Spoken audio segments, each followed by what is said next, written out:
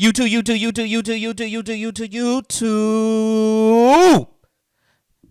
What's poppin' today? In this video, we are going to be talking about the intriguing world of Toxin. He is about to make his first movie debut in Venom 3. So we are going to be meeting Toxin, one of the most complex characters in the Marvel Universe. Born from the merging of two iconic symbiotes, Carnage and Venom, Toxin represents a unique blend of power and moral conflict. Toxin is not as well known as some of the other powerful characters, but that doesn't mean he's not capable of holding his own.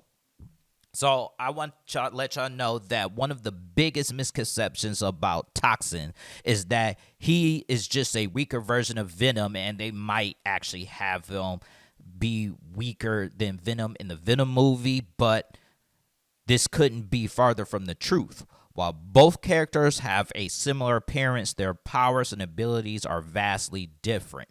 Another misconception is that Toxin is a villain, but he's a complex character who has walked the line between good and evil. One of the biggest challenges Toxin faces is being recognized as a powerful character in his own right, rather than just being seen as a spin-off of Venom. The lack of mainstream recognition is partly because he has a big future in many movies and TV shows.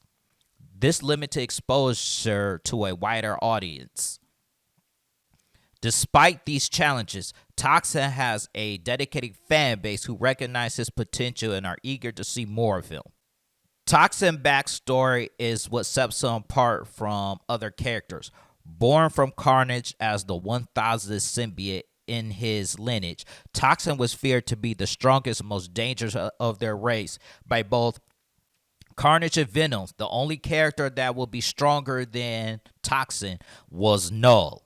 Shortly after being born, the symbiote united with a police officer by the name Pat Mulligan. What's more, Toxin changed his appearance at will, allowing him to blend seamlessly with his surroundings. This power makes him an asset in covert operations. When compared to other notable Marvel characters, Toxin powers are on par with some of the most powerful out there. He's able to hold his own against characters like Spider-Man and the Avengers, making him a force to be reckoned with.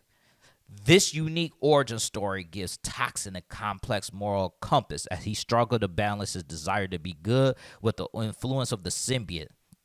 In terms of power, Toxin has all the abilities of Venom's, but to a much greater extent.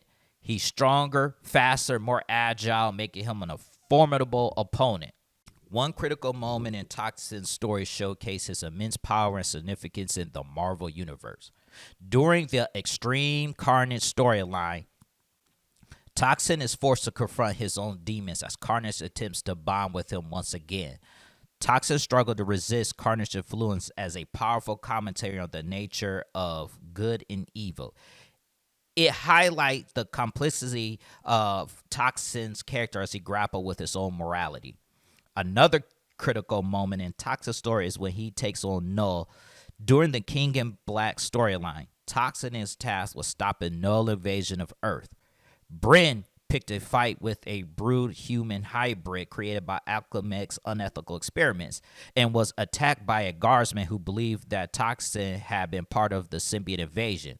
Escaping, Bryn returned home and bickered with Toxin until Bryn's father, Oscar, returned home from work, revealed to be the guardsman who Toxin had fought earlier.